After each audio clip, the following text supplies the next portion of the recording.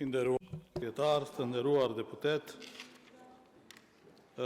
më lejoni para se të shpreh qëndrimin e grupit parlamentar të Vlenit, disa komente lidhur me fjalimet paraprake, vetëm një përmirësim sa i takon parafolësit, me thënë në takimin e liderëve, gjithë liderët kanë qenë pro shfuqizimit të qeverisë teknike, përfshirë edhe Aliun, edhe kryetarin e LSDM-s. Kështu që në frimin asaj që tha që sa herë duhet për manipulime politike, i ndrojnë edhe qëndrimet. Kishte, me thënë, i vetë pi korrigjim që i kisha ndaj fjalimit, ndërsa pjesa tjetër, edhe profi që e tha, jam dakord që do duhet bëjmë përpjekje në vazhdimsi për t'i përmisu gjërat. Mos jemi tash që ndami vetëm me pozita dhe të sillemi sikur këtu ka demokraci sikur se në Zvicër, po është një proces që shkon në rrugë të mbarë. Prandaj, duhet të sqaroj pak edhe kontekstin kur u bë qeveria teknike.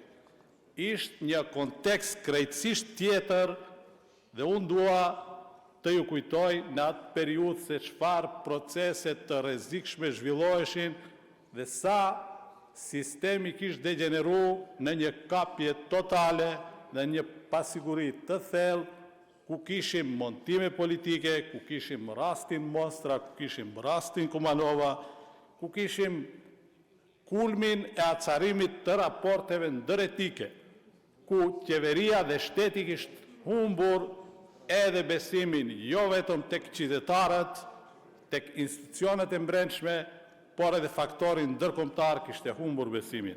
Andaj, qeveria teknike në atë kohë ishte si zgjidhje emergjente dhe jo si modeli përhershëm në situata të jashtëzakonshme që duheshte të kthehet në normalitet për të siguruar të drejtën legjitime të votës apo të zgjedhjeve të lira dhe demokratike. Tani nuk jemi në ato konstelacione politike dhe institucionet unë mendoj se janë të konsoliduara. Maqedonia për aq sa ka hecë me ato hapa është antare e NATO-s, nuk ka krizë institucionale, nuk ka tensione ndëretnike dhe me zgjedhjet e fundit u vërtetu se ka ecuri pozitive në realizimin dhe organizimin e zgjedhjeve në di ciklet zgjedhore që ndodhen në ato parlamentare dhe ato lokale. Prandaj edhe demokracia në Evropë nuk funksionon mbi baza të jashtëzakonshme apo mbi mekanizmin që krijohet në raste të krizash, por përkundrazi mbi standarde që janë permanente, që sigurojnë të drejtën e votës dhe që qeveria që menaxhon me institucionet duhet të sigurojnë një proces të drejtë, të lirë dhe demokratik. Dhe gjithë institucionet ndërkombëtare apo standardet evropiane nuk kërkojnë qeveri teknike askund më një shtet normal dhe ku funksionon liria e votës, e drejta e vullnetit e qytetarëve, por ajo ishte një mekanizëm në një situatë krejtësisht të veçantë dhe që do duhet të shfuqizohet në momentin kur kthehet mbarvajtja e institucioneve, kur garantohet e drejta e votës dhe liria e vullnetit të lirë të qytetarëve. Andaj, më lejoni që gjithë këtë të nderuar deputet ta rezimoj si qëndrim të grupit parlamentar të Vlenit.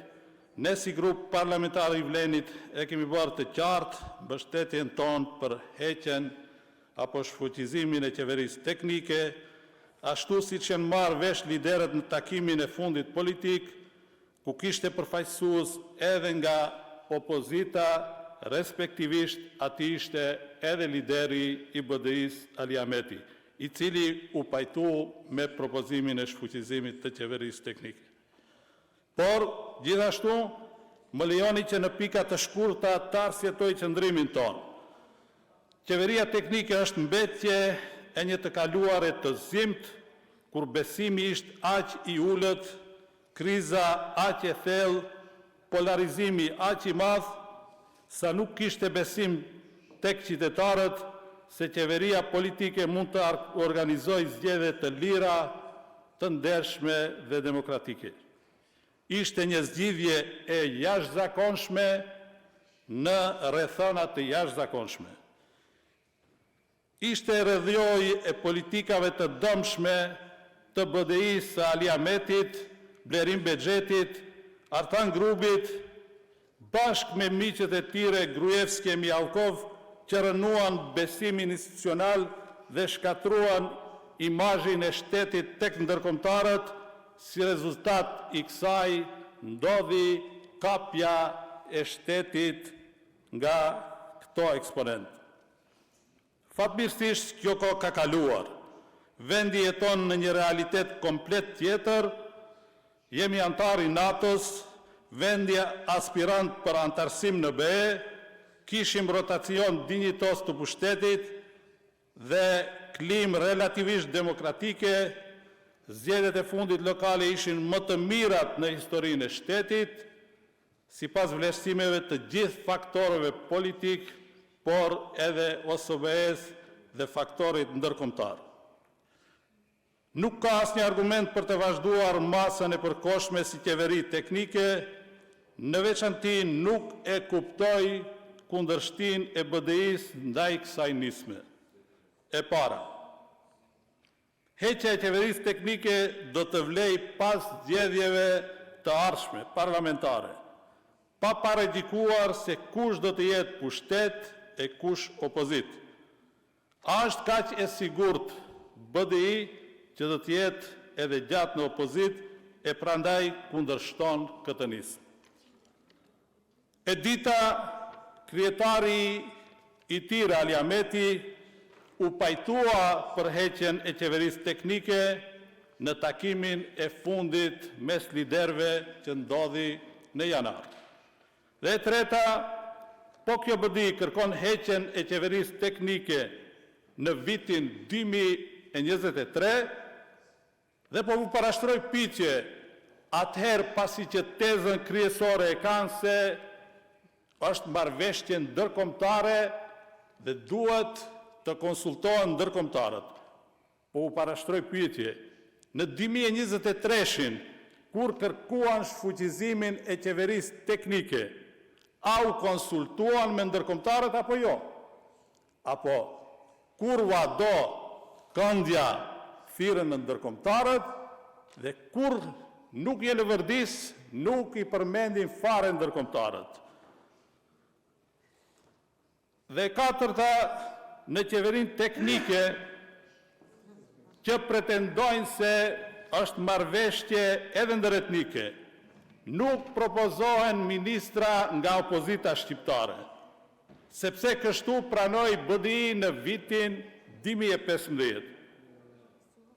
Pse mërzitet tani Ali Ahmeti kaq shumë për heqjen e qeverisë teknike, kur nuk ndryshon as pak balancat mes forcave politike shqiptare. Prandaj, vlerësoj se është e udhës që të gjithë bashkarisht të tregojmë maturi politike dhe ta përkrahim heqjen, shfuqizimin e qeverisë teknike, e cila është ofendim për një vend të pjekur në demokraci apo që pretendon të jetë antar e BE-s. Le të vlej kjo pas zgjedhjeve të ardhshme parlamentare, pa prejudikuar se kush do të jetë në pushtet e kush në opozit. Ju falenderit.